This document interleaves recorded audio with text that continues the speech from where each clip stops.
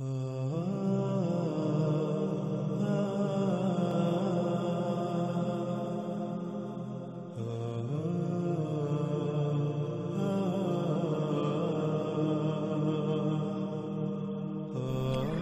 قوم عاد و قوم سمود کس قدر قوت میں بڑھ کر تھے اس کا اندازہ لگانا کوئی مشکل نہیں۔ اس وقت سکرین پر نظر آنے والی تصاویر انڈیا کے صوبے مہاراشٹرا میں ایک مقام کی ہیں جس کا نام لونر ہے، اور تصاویر میں نظر آنے والا گڑھا جو پانی سے بھرا ہوا ہے اسے لونر جھیل کا نام دیا جاتا ہے۔ اس جھیل کو 1823 میں برطانوی راج کے ایک برطانوی افسر جس کا نام الیگزینڈر لونر تھا اس نے دریافت کیا، اور اسی وجہ سے اس کا نام لونر رکھا گیا، اور یہاں موجود بستی کا نام بھی لونر رکھا گیا۔ ناظرین، یہ جھیل قوم سمود کی طرف سے قوم عاد پر پھینکے گئے ایک بم کی وجہ سے وجود میں آئی۔ وہ بم کس قدر طاقتور تھا اس کا اندازہ اس کے پھٹنے سے وجود میں آنے والے اس گڑھے کے سائز سے لگایا جا سکتا ہے۔ اس گڑھے کی لمبائی تقریباً 1980 میٹر، چوڑائی 1840 میٹر، گہرائی 150 میٹر، اس کے کنارے سطح زمین سے 20 میٹر بلند ہیں، یعنی تقریباً اس گڑھے کا قطر 2 کلومیٹر ہے۔ قوم عاد سمیت گزشتہ قومیں کس قدر قوت میں بڑھ کر تھیں آج کا انسان اس کا تصور نہیں کر سکتا۔ ان کے پاس جو اسلحہ تھا وہ بھی کس قدر قوت کا حامل تھا، وہ قومیں کس قدر قوت کی حامل تھی، اس کا اندازہ ہم اس جھیل سے لگا سکتے ہیں۔ اور اس کے علاوہ ان گڑھوں سے جو ان قوموں کے درمیان ہونے والی عالمی ایٹمی جنگ جسے اللہ سبحانہ وتعالی نے قرآن میں القاریہ کہا سے وجود میں آئے۔ تصاویر میں نظر آنے والے یہ گڑھے قوم عاد اور قوم سمود جن 2 ایٹمی جنگوں میں ہلاک ہوئے ان جنگوں میں پھٹنے والے بموں سے وجود میں آئے۔ ناظرین، اس وقت سکرین پر نظر آنے والی تصاویر قوم سمود کے ان آثار کی ہیں جن کا اللہ سبحانہ وتعالی نے قرآن میں بار بار ذکر کیا، اور بار بار یہی کہا کہ کیا تم نے نہیں دیکھا وہ کیسے ہلاک ہوئے؟ کیا تم نے زمین میں سیر نہیں کی کہ ان کے گھروں میں نہیں گھومے پھرے؟ اللہ سبحانہ وتعالی نے قرآن میں بار بار ایسا کیوں کہا؟ اللہ سبحانہ وتعالی نے قرآن میں ایسا بار بار اس لیے کہا تاکہ تم عبرت حاصل کرو، کیونکہ آج جو کچھ تم کر رہے ہو یہ سب تو پہلی ہلاک شدہ اقوام کر چکی، جس سے وہ ترقی، سہولتوں، آسائشوں اور زمین میں اصلاح کا نام دیتے تھے، لیکن کیا یہ سب حقیقتاً اصلاح تھا یا پھر فساد؟ وہ فساد جس کا وہ خود ایسے شکار ہوئے کہ ان کا نام و نشان تک مٹ گیا، اور ان کے یہ آثار تمہارے لیے عبرت کا نشان بنا دیے گئے، اور اس کے باوجود آج تم یعنی دنیا میں آباد موجودہ لوگ بھی وہی سب کر رہے ہیں، تو پھر عنقریب تمہارا انجام بھی بالکل وہی ہونے والا ہے۔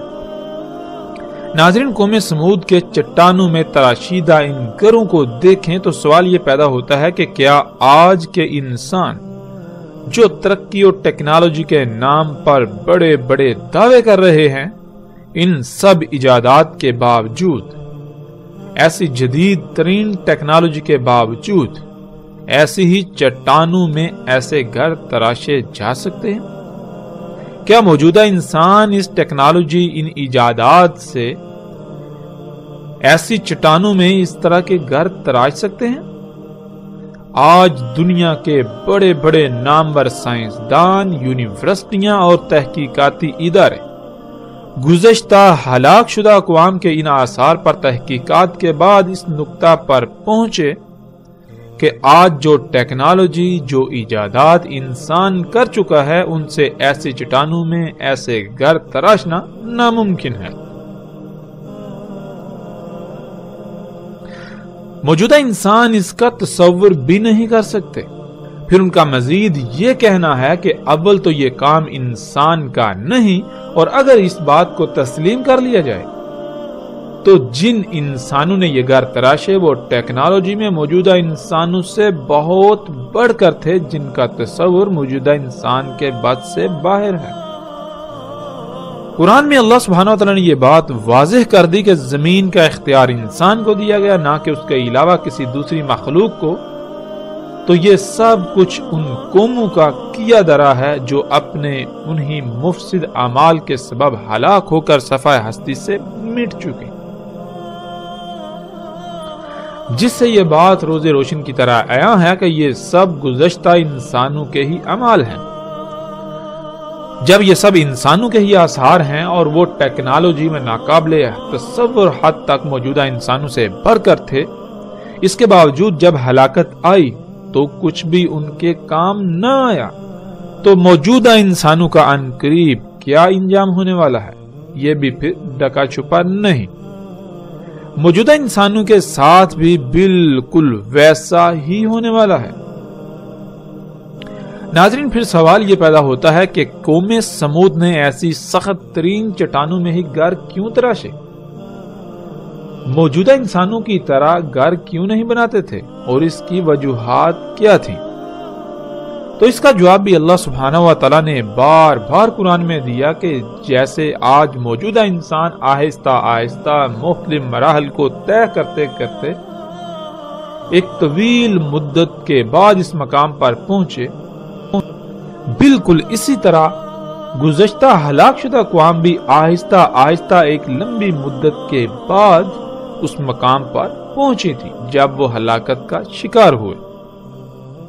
جیسے آج انسان کے اپنے ہی اعمال کے رد عمل میں آنے والی تباہیوں سے بچاؤ کی غرض سے انسان ایسے اقدامات کرتا ہے، یعنی جیسے آج زلزلے دن بہ دن بڑھ رہے ہیں تو ان سے بچاؤ کی غرض سے زلزلہ پروف گھر تعمیر کر رہا ہے، سیلابوں اور طوفانوں سے بچنے کے لیے ویسے ہی مسکن بنا رہا ہے، تباہ کن جنگوں میں تباہ کن ہتھیاروں سے بچنے کی غرض سے زمین دوز بنکر یا ایسی عمارتیں بنا رہا ہے جو اسے ان جنگوں میں استعمال ہونے والے بموں کی تباہی سے محفوظ رکھ سکیں۔ تو بالکل اسی طرح قوم عاد اور قوم سمود نے ایسے گھر بنائے۔ تو بالکل اسی طرح قوم عاد و سمود نے اگر ایسے گھر بنائے تو وہ ان ایٹمی ہتھیاروں سے بچاؤ کی غرض سے جن کا خوف انہیں لاحق رہتا تھا، اور بالآخر جب وہ تباہی آئی تو کچھ بھی ان کے کام نہ آیا۔ ان کے شہر بھی موجودہ انسانوں کی طرح تھے، ان کی تعمیرات بھی، لیکن جو چٹانوں میں انہوں نے گھر تراشے وہ صرف اور صرف ایٹمی حملوں سے بچاؤ کی خاطر، بالکل اسی طرح جیسے آج پوری دنیا میں ممکنہ ایٹمی حملوں سے بچاؤ کی خاطر چٹانوں میں اور زمین دوز بنکرز بنائے جا رہے ہیں۔ تو جب گزشتہ اقوام ٹیکنالوجی سمیت ہر لحاظ سے موجودہ انسانوں سے ناقابل تصور حد تک بڑھ کر تھیں، اس کے باوجود ان کا انجام کیا ہوا؟ وہ صفحہ ہستی سے مٹ گئے، کچھ بھی ان کے کام نہ آیا۔ جو کچھ بھی انہوں نے بنایا تو کیا موجودہ انسانوں کے کچھ کام آئے گا جو کچھ یہ بنا رہے ہیں؟ اس کے باوجود کہ یہ انہیں مسیحا سمجھ رہے ہیں، بالکل اسی طرح جیسے وہ بھی اپنی ان ایجادات کو مسیحا سمجھتے رہے، لیکن یہ سب دجال محض دھوکہ ثابت ہوا۔ یہ تمام کی تمام ایجادات جن کو انسان اصلاح کا نام دیتا ہے، لیکن اللہ سبحانہ و تعالیٰ قرآن میں بار بار انہیں فساد قرار دیتا ہے۔ انسان انہیں اپنے لیے مسیحا سمجھتا ہے، لیکن قرآن میں اللہ سبحانہ و تعالیٰ نے انہیں بار بار محض ایک دھوکہ قرار دیا، جس دھوکے کا شکار پہلی بھی 6 اقوام ہو کر صفحہ ہستی سے مٹ چکی، اور نبی علیہ السلام نے اسے دجال کہا کہ انسان انہیں اپنے لیے مسیحا سمجھیں گے، لیکن حقیقت میں یہ مسیحا نہیں بلکہ دجال ہے۔ یعنی ان ایجادات کی حقیقت وہ نہیں ہوگی جو نظر آئے گی، جو دکھائی جائے گی۔ نظر آنے میں تو یہ مسیحا نظر آئیں گی، فائدے کی اشیاء نظر آئیں گی، آسائشیں، سہولتیں نظر آئیں گی، لیکن حقیقت میں یہ فساد عظیم ہوگا۔ وہ فساد جس سے دنیا کی ہر شے میں خرابیاں ہو جائیں گی، یوں انسان کے اپنے انہی اعمال کے سبب اس پر تباہیاں مسلط ہوں گی، یہاں تک کہ اتنی بڑی بڑی تباہیاں کہ موجودہ انسانوں کا نام و نشان تک صفحہ ہستی سے مٹ جائے گا۔ تو سوال یہ پیدا ہوتا ہے کہ کیا یہ سب مسیحا ثابت ہوا یا دجال، ایک عظیم ترین دھوکہ جس کا شکار تقریباً تمام کے تمام انسان ہو چکے ہیں۔ ناظرین، اس وقت سکرین پر نظر آنے والی تصاویر قوم لوط اور اخوان لوط کی ہیں۔ قوم لوط جو کہ بے حیائی اور فحاشی کا نمونہ بن چکی تھی، تو ان کا انجام کیا ہوا؟ ان پر جلتی ہوئی گندک کی بارش ہوئی۔ ناظرین، سوال یہ پیدا ہوتا ہے کہ کوئی قوم اس قدر بے حیا اور فحاش کیسے بن سکتی ہے کہ ان میں رائے برابر بھی کوئی جھجک نہ رہے اور وہ کھلم کھلا بدکاری کرنے میں اپنا کوئی ثانی نہ رکھتی ہو۔ آج اگر بات کی جائے مغربی معاشروں کی، تو اس قدر بے حیائی ان میں بھی نہیں جس قدر قوم لوط میں تھی۔ آج جب مغربی معاشروں کو دیکھا جائے تو جس قدر آج ان میں بے حیائی موجود ہے، تو سوال یہ پیدا ہوتا ہے کہ یہ کیوں کر ممکن ہوئی؟ کیا یہ قومیں شروع سے ہی ایسی تھی؟ جب اس سوال کا جواب تلاش کیا جائے تو جواب یہی ملے گا کہ ان قوموں میں اس قدر بے حیائی اور فحاشی صنعتی انقلاب آنے کے بعد اس وقت عام ہوئی جب جو کام صرف اللہ کی ذات کرتی تھی، وہی کام انسان نے خود کرنا شروع کر دیا، اور انسان اللہ کی ذات کی محتاجی سے نکل کر خود کو غنی بنا بیٹھا، جس کی وجہ سے اللہ کی ذات کا تصور تک ختم ہو گیا، اور اگر باقی رہا بھی تو صرف اور صرف اس ذات کا نام۔ اور ایسا ہو بھی کیوں نہ؟ جبکہ انسان اللہ کا محتاج ہی نہیں رہا تو پھر اس کے لیے اس ذات کی اہمیت کیا رہے گی؟ جب تک انسان خود کو اللہ کی ذات کا محتاج تصور کرتا ہے، تب تک وہ کسی حد تک اس کی نافرمانی کر سکتا ہے، مگر اس حد تک نہیں جا سکتا۔ مگر جب انسان جس وجہ سے خود کو اللہ کی ذات کا محتاج سمجھتا تھا یا محتاج سمجھتا ہے، اور جس وجہ سے اس کے نزدیک اللہ کی ذات کا کوئی تصور ہوتا ہے، جب وہ تمام کے تمام کام خود کرنا شروع کر دے تو اللہ کی ذات کا تصور تو خود بخود ہی ختم ہو جائے گا۔ اور جب اس ذات کا تصور ختم ہو جائے تو انسان پھر جو جی میں آئے گا کرے گا، اور یہی ایک وجہ بنتی ہے اس قدر بے حیائی اور فحاشی کی۔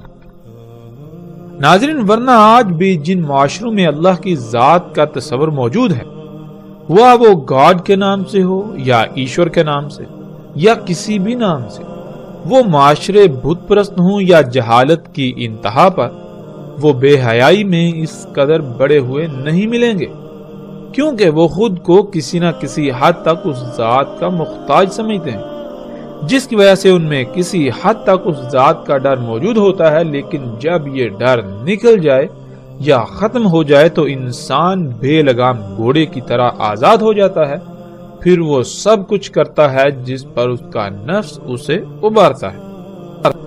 قوم لوط بھی اسی وجہ سے بے حیائی اور فحاشی کا نمونہ بن چکی تھی، کیونکہ ان میں اللہ کی ذات کا تصور ختم ہو چکا تھا۔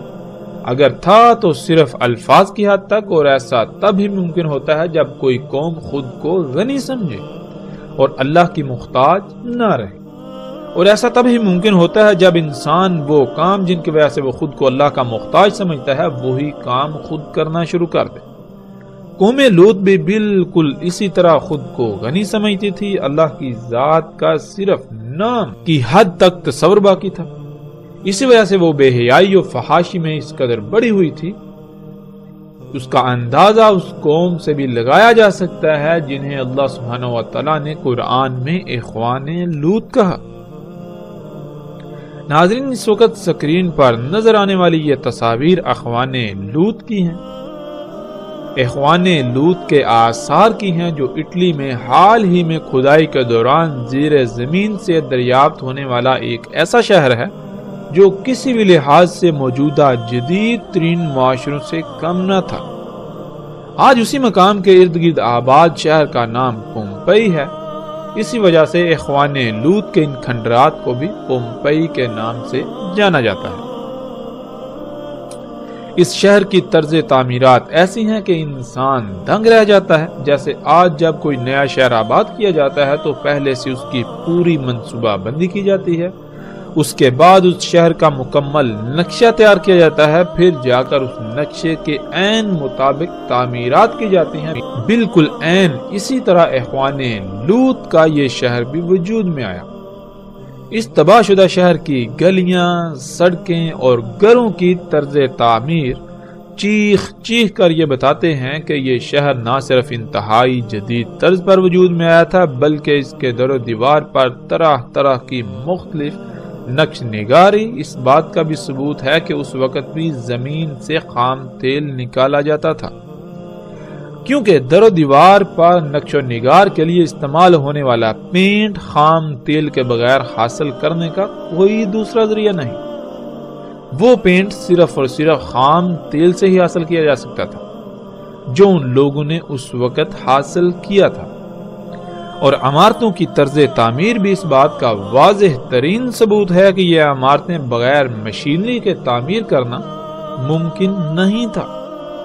اس وقت ان لوگوں کے پاس بھی ایسی ہی یا اس سے بڑھ کر مشینیں تھیں جو آج کے انسانوں کے پاس ہیں۔ اس قوم کی فحاشی کا اندازہ اس شہر کے ہر گھر کے در و دیوار پر کنندہ تصاویر اور نقش و نگار سے لگایا جا سکتا ہے۔ ہم ایسی تصاویر کو نہیں دکھائیں گے۔ اس شہر کے در و دیواروں پر ہر طرف انتہائی فحش تصاویر نظر آتی ہیں۔ نہ صرف تصاویر بلکہ جنسی اعضاء سے مماثلت رکھتے مجسمے جگہ جگہ نصب تھے۔ گھروں میں سجاوٹ تک کے لیے جو بھی اشیاء استعمال کی جاتی تھی وہ بھی جنسی اعضاء سے مماثلت رکھتی تھی۔ ایسا فحش ترین معاشرہ کہ جس کا آج تصور کرنا بھی محال ہے، تو ان کا انجام کیا ہوا؟ اخوان لوط کا یہ جدید ترین سہولتوں سے مزین شہر اچانک پھٹنے والے لاوے کی لپیٹ میں آ گیا۔ لاوا پھٹنے سے جو جس حال میں تھا اسی حال میں راکھ تلے دب گیا۔ کوئی جنسی حاجت کو پورا کرنے میں مصروف تھا تو کوئی کام کاج میں مصروف۔ جو گھروں سے باہر تھے تو وہ بھاگنے لگے جان بچانے کے لیے، لیکن کون تھا جنہیں اللہ کی پکڑ سے بچانے والا تھا؟ ناظرین، پھر وہی سوال کہ وہ کون سی شے تھی جس کے دجل کا وہ ہلاک شدہ قومیں شکار ہو گئی؟ کون سی وجوہات ہیں جن کی بنا پر کوئی قوم اجتماعی سطح پر فحاشی و بے حیائی میں اس قدر بڑھ جائے کہ اپنا کوئی ثانی نہ رکھتی ہو؟ وہ کون سی وجوہات یا اشیاء ہیں جن کی موجودگی میں انسان اللہ سے بے نیاز ہو جاتا ہے، وہ اللہ کی محتاجی سے نکل کر خود کو خود محتاج سمجھتا ہے؟ وہ کام جو اللہ کے کرنے والے ہیں وہی کام خود کرنا شروع کر دیتا ہے۔ تو ایک ہی جواب سامنے آئے گا ان تمام کے تمام سوالات کا، وہ یہ کہ جب انسان اس سطح پر آ جائے جہاں آج موجودہ قوم ہے، جب مشینیں حاصل ہو جائیں جن سے انسان خالق کے کرنے والے کام بھی خود کرنا شروع کر دے، تو یہی ایجادات، یہی مشینیں، یہی ٹیکنالوجی، یہی صنعتی انقلاب ہی وہی دجال ہے جس کے دجل کا وہ قومیں شکار ہو گئیں۔ جب ہلاکت آئی تو کچھ بھی ان کے کام نہ آیا۔ یہ سب کا سب دجال ثابت ہوا، حالانکہ وہ اسے اپنے لیے مسیحا سمجھتے رہے۔ ناظرین، سکرین پر نظر آنے والی یہ تصاویر ان مثلث نما عمارتوں کی ہیں جو آج بھی مصر میں موجود ہیں، اور یہ مثلث نما عمارتیں آل فرعون کے آثار ہیں جو تقریباً آج سے 4000 سال پہلے سمندر میں غرق ہو کر ہلاک ہوئے۔ یہ مثلث نما عمارتیں اس وقت دنیا کے 7 عجائبات میں سے ایک ہیں۔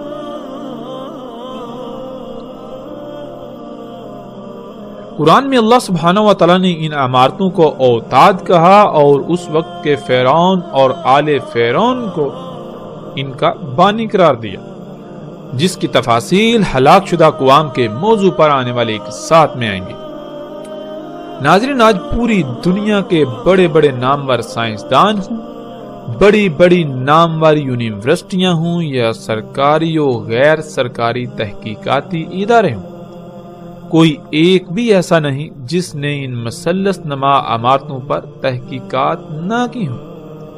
यहां तक कि हजारों की तादाद में ऐसे साइंसदान भी हैं जिन्होंने आजादाना तौर पर इन पर तहकीकात की, इन आसार को इंतहाई करीब से देखा, लेकिन इसके बावजूद आज तक कोई एक इदारा, यूनिवर्सिटी या साइंसदान भी ऐसा नहीं है जो इन सवालात के जवाब दे सका हो कि ये इमारतें कैसे तामीर की गईं, जिन पत्थरों से ये इमारतें तामीर की गईं वो पत्थर कहां से उठाकर लाए गए और फिर ये इतने भारी पत्थर यहां लाए कैसे गए, क्योंकि ना तो आसपास सैकड़ों किलोमीटर दूर दूर तक ऐसे पहाड़ हैं जहां से ये पत्थर लाए गए हों, और फिर आज मौजूदा दौर में भी ऐसे पत्थरों को उठाना या इनकी ट्रांसपोर्ट करना ये सब नामुमकिन है। इसके बावजूद कि आज मौजूदा इंसान खुद को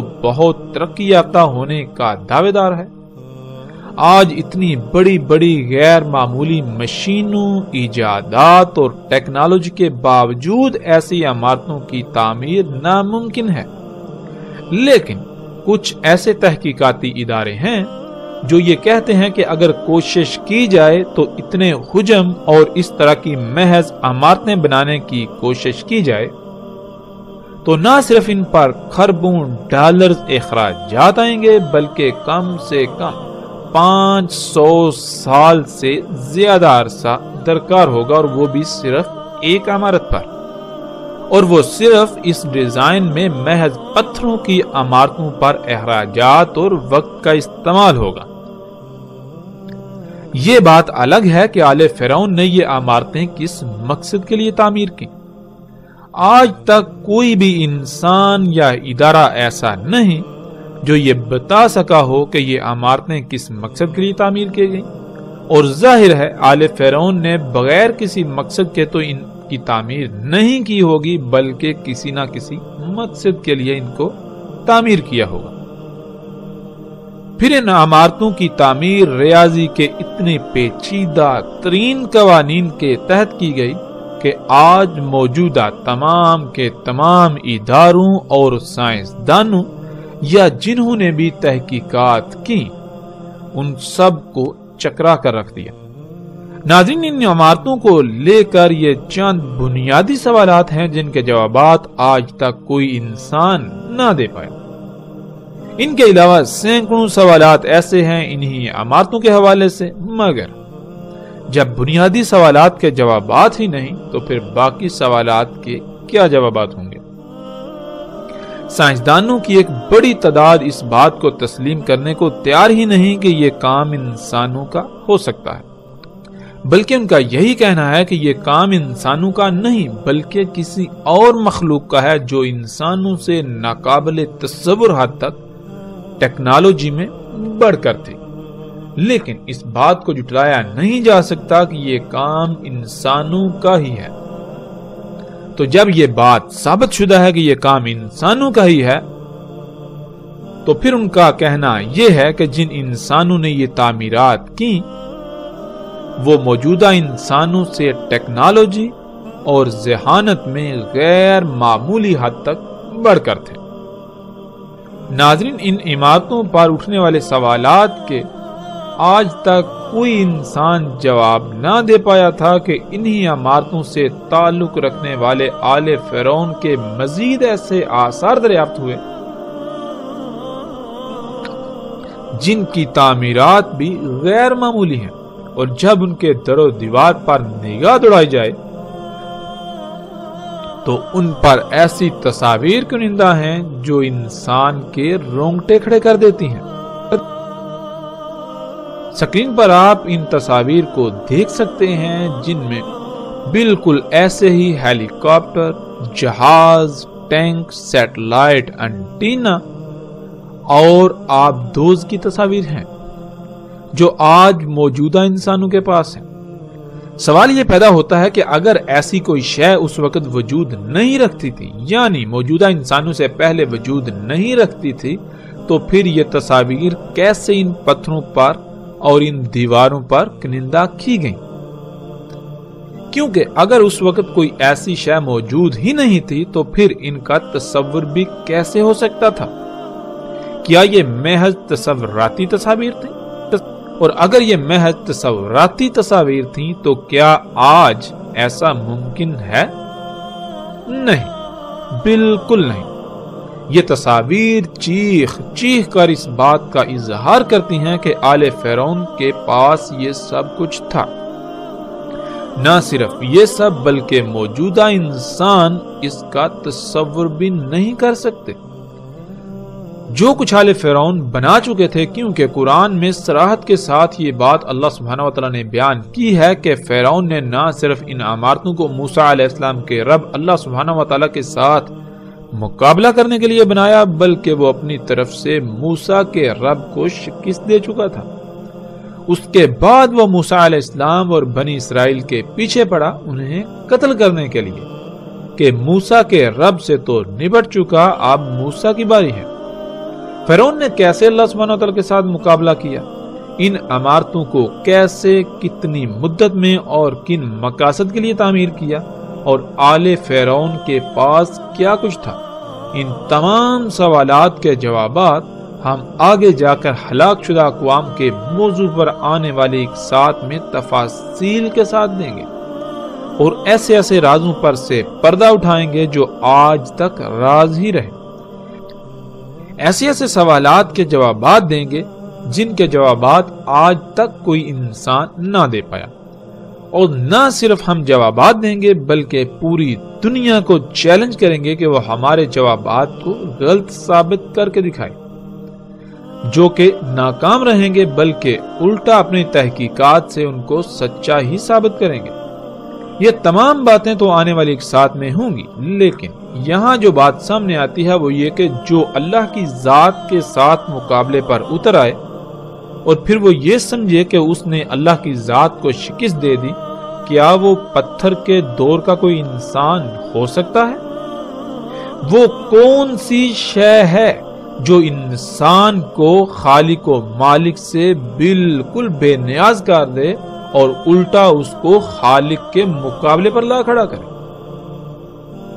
وہ کون سی شے ہے جس کی بنیاد پر انسان یہ جرأت کر سکتا ہے کہ وہ خالق و مالک اللہ سبحانہ وتعالی کے ساتھ ببانگے دوہل مقابلے پر اتر آئے؟ وہ ٹیکنالوجی میں کس قدر بڑھ کر تھا، موجودہ انسان اس کا تصور بھی نہیں کر سکتے۔ ناظرین، اور جب ان کی تعمیرات کا ہی آج تک کوئی جواب نہ دے سکا تو پھر یہ کیسے ممکن ہے کہ موجودہ انسان اس بات کا تصور کر سکیں جو کچھ ان کے پاس تھا؟ اللہ سبحانہ وتعالی نے قرآن میں صراحت کے ساتھ کہہ دیا کہ تم ان ہلاک شدہ اقوام کے 10% کو بھی نہیں پہنچے اور نہ ہی پہنچ سکتے ہو۔ یعنی جو کچھ آج تم بنا چکے ہو، جو قوت، یہ جو مشینیں، یہ ٹیکنالوجی، یہ جتنی بھی ایجادات تم کر چکے ہو، یہ ان قوموں کا 10% بھی نہیں، اور نہ ہی تم ان کے 10% کو پہنچ سکتے ہو جو قومیں تم سے پہلے ہلاک ہو چکی۔ قوم عاد، قوم سمود، قوم لوط، اصحاب مدین ہوں یا پھر آل فرعون وغیرہ، ان کے پاس جو کچھ تھا وہ تم سے کئی گنا بڑھ کر تھا۔ وہ سب قومیں آل فرعون سمیت ان ایجادات کو مسیحا سمجھتے تھے، لیکن کیا حقیقت یہی نکلی؟ یہی ایجادات تھیں جن کی بنیاد پر فرعون علی الاعلان اللہ سبحانہ وتعالی کی ذات کے سامنے مقابلے پر اتر آئے۔ یہ سب فساد تھا، اور اپنے ہاتھوں سے کیے ہوئے فساد سے ان پر ایسی ایسی ہلاکتیں مسلط ہوئیں کہ ان کا نام و نشان تک مٹ گیا۔ یوں وہ سب ایجادات دجال ثابت ہوا۔ جب ہلاکت آئی تو کچھ بھی ان کے کام نہ آیا، کوئی ایک بھی شے ان کے کام نہ آئی، کچھ بھی انہیں نہ بچا سکے۔ تو سوال یہ پیدا ہوتا ہے کہ موجودہ انسان جن ایجادات کو، جس صنعتی انقلاب کو، جس ٹیکنالوجی کو اپنے لیے مسیحا سمجھتے ہیں، کیا یہ واقعتاً مسیحا ہے؟ کیا یہ واقعتاً آسائشیں، سہولتیں اور آسانیاں ہیں؟ نہیں، بلکہ یہ بھی انہی قوموں کی طرح ان ایجادات کے دجل کا شکار ہو چکے ہیں۔ عنقریب ان پر حقیقت ایسے واضح ہو جائے گی کہ یہ چاہ کر بھی انکار نہیں کر سکیں گے، لیکن تب سوائے پچھتاوے کے کچھ نہ رہے گا، واپسی کا دروازہ بند ہو چکا ہوگا۔ موجودہ انسانوں کے ان مفسد اعمال کے سبب پوری دنیا اس قدر فساد زدہ ہو چکی ہے کہ اب یہ دنیا جہنم میں بدل جائے گی۔ جسے یہ مسیحا بنا کر بیٹھے رہے، اس کا انہوں نے صرف ایک ہی رخ دیکھا، یہ دوسرے رخ سے غافل رہے جو عنقریب ان پر واضح ہونے والا ہے۔ ناظرین، یہ تھا مختصر منظرنامہ گزشتہ ہلاک شدہ اقوام کا، جن کی سنت کی اتباع میں ویسی ہی تباہی کے دہانے پر موجودہ قوم یعنی دنیا میں آباد موجودہ لوگ پہنچ چکے ہیں۔ ہم نے کوشش کی کہ ہم اپنے موضوع کے مطابق ان اقوام پر بات کریں، باقی ان اقوام پر تفاصیل کے ساتھ آگے چل کر بات کریں گے۔ اس وقت ہم اپنے موضوع کی طرف پلٹتے ہیں۔ تو پھر وہی سوال، ناظرین، وہ کون سی شے تھی، وہ کون سی اشیاء تھی جس کو وہ اقوام اپنے لیے مسیحا سمجھتی تھی، لیکن حقیقت میں وہ مسیحا نہیں بلکہ دجال ثابت ہوا۔ اسی کی وجہ سے وہ صفائے ہستی سے مٹ گئے۔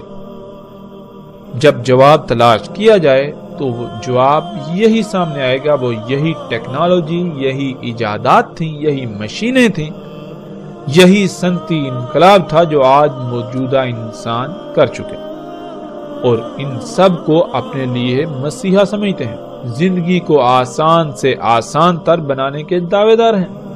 لیکن کیا حقیقت یہی ہے؟ یہ تو اس کا ایک پہلو ہے، اس کا ایک رخ ہے جو انتہائی دل فریب ہے، لیکن اس کا دوسرا پہلو جو انتہائی بھیانک ہے وہ چھپا دیا گیا۔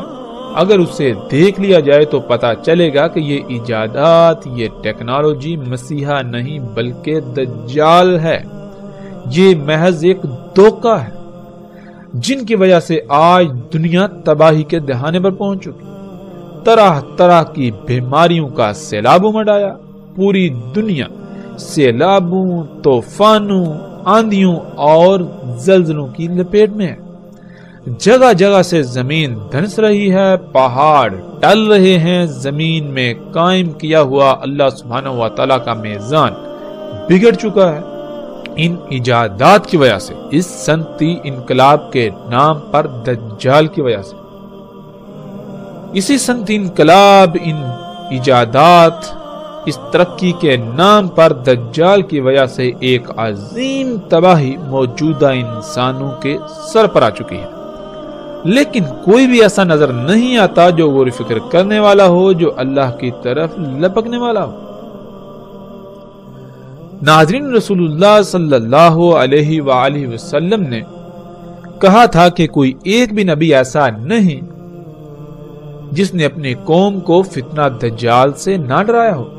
اور ایسی روایات میں عربی کے جو الفاظ استعمال کیے وہ دو طرح کے ہیں، ایک ہے لفظ ناظرہ اور دوسرا ہے لفظ حاضرہ۔ ناظرہ کہتے ہیں متنبہ کرنے کو، یعنی اگر کوئی ایسا کام کیا جا رہا ہو جس کا نتیجہ انتہائی بھیانک ہو یا نقصان دہ ہو تو اس کام یعنی اس عمل کے رد عمل سے پہلے ہی اس سے آگاہ کر دینا کہ اس عمل کو یا ان اعمال کو چھوڑ دو، ورنہ رد عمل کی صورت میں مارے جاؤ گے، نقصان اٹھاؤ گے۔ تو جتنے بھی نبی آئے انہوں نے دجال سے متنبہ کیا، یعنی انسان جو اعمال کر رہے تھے ان کو متنبہ کیا کہ اگر تم نے اپنے انہی اعمال کو جاری رکھا، ان اعمال کو ترک نہ کیا، تو پھر وہ وقت دور نہیں جب تم اس مقام پر پہنچ جاؤ گے جہاں سے واپسی ناممکن ہو جائے گی، اور تمہاری انہی اعمال کے رد عمل میں ایسی تباہی تم پر مسلط ہوگی کہ تمہارا نام و نشان مٹ جائے گا، کیونکہ جو اعمال تم کر رہے ہو یہ تمہیں آہستہ آہستہ مرحلہ با مرحلہ ایک وقت ایسا آئے گا کہ اللہ کے ساتھ کھلم کھلا شریک بنا کر کھڑا کر دیں گے۔ یعنی تم آہستہ آہستہ بڑھتے بڑھتے ایسی ایجادات کرو گے کہ تم اللہ کے کاموں میں براہ راست مداخلت کرو گے۔ تم ان ایجادات کو اپنے لیے مسیحا سمجھو گے، مگر وہ دجال ہوگا۔ اسی وجہ سے تم پر عظیم ہلاکت مسلط ہوگی، تم پر ساتھ آئے گی۔ ناظرین، ہر قوم جب اللہ کی حدود سے باہر نکلتی ہے تو پھر یہ کائنات اللہ سبحانہ وتعالی نے خلق ہی ایسے کی کہ انسان کے سامنے حادثاتی طور پر راز کھلتے چلے جائیں گے۔ یوں آہستہ آہستہ انسان اس سطح پر پہنچ جائے گا کہ وہ اپنے ہاتھوں سے دجال کو خلق کر بیٹھے گا، جس کا انجام عظیم تباہی کے سوا کچھ نہ ہوگا۔ یہی گزشتہ اقوام کے ساتھ ہوا اور یہی اس موجودہ قوم کے ساتھ ہوا، اور اب عظیم تباہی سر پر آ چکی ہے۔ ناظرین، دوسرا لفظ تھا حاضرہ۔ حاضرہ کہتے ہیں اس خطرے کو، اس ڈر کو جو سامنے موجود ہو یا پھر بالکل واضح نظر آ رہا ہو۔ یعنی ہر نبی نے دجال سے ڈرایا، جو ایسا خطرہ تھا، ایسا فتنہ تھا جو موجود تھا۔ جب ہر نبی نے ڈرایا اور متنبہ کیا تو کیا وہ قومیں متنبہ ہوئیں؟ انہوں نے اپنے اعمال کو ترک کر دیا۔ قرآن میں اللہ سبحانہ وتعالی نے بار بار واضح کر دیا کہ نہیں، انہوں نے ہر نبی کی، ہر رسول کی تکذیب کر دی، تو پھر وہ اسی ہلاکت کا شکار ہوئے جس سے ان کو متنبہ کیا گیا تھا۔ اللہ سبحانہ وتعالی قرآن میں واضح طور پر اسے حیات الدنیا، یہ ایجادات قرار دیتا ہے، اور رسول اللہ صلی اللہ علیہ وآلہ وسلم نے اسے دجال کہا۔ فرق صرف اتنا ہے کہ لفظ دجال اصل عربی کا لفظ نہیں ہے، بلکہ دوسری زبانوں سے عربی میں داخل کیا گیا لفظ تھا، بالکل ایسے ہی جیسے آج آپ کو عربی کے اندر الفاظ کی ایک کثیر تعداد ملے گی جو عربی کے الفاظ نہیں ہیں بلکہ وہ دوسری زبانوں سے داخل ہوئے۔ مثلا جیسے لفظ ٹیکنالوجی ہے تو آج عربی میں وہ داخل ہو چکا اور اسے عربی لہجے میں ٹیکنالوجی کہا جاتا ہے۔ جیسے ہی تھوڑا وقت گزرے تو آئندہ آنے والی نسلیں یہ ماننے کو تیار ہی نہیں ہوں گی کہ یہ لفظ ٹیکنالوجی عربی کا لفظ نہیں ہے، بلکہ ان کے لیے یہ لفظ عربی کا ہی کہلائے گا اور انہیں نظر آئے گا۔ بالکل اسی طرح اس وقت لفظ دجال، جو کہ اصل عربی کا لفظ نہیں ہے، یہ کسی دوسری زبان کا لفظ تھا جو اس وقت عام استعمال ہوتا تھا، اور قرآن میں اللہ سبحانہ وتعالی نے لفظ غرور استعمال کیا جو کہ خالص اصل عربی کا لفظ ہے، لیکن اس وقت اس کا استعمال عام نہیں تھا، بلکہ اسی طرح جیسے قرآن میں لفظ الانفال آیا، جب یہ لفظ عربوں کے سامنے آیا تو وہ اس لفظ سے ہی واقف نہ تھے، تو سوال کر دیا کہ یہ انفال کیا ہے، تو صرف لفظ انفال کی وضاحت کے لیے پوری سورت انفال نازل ہوئی۔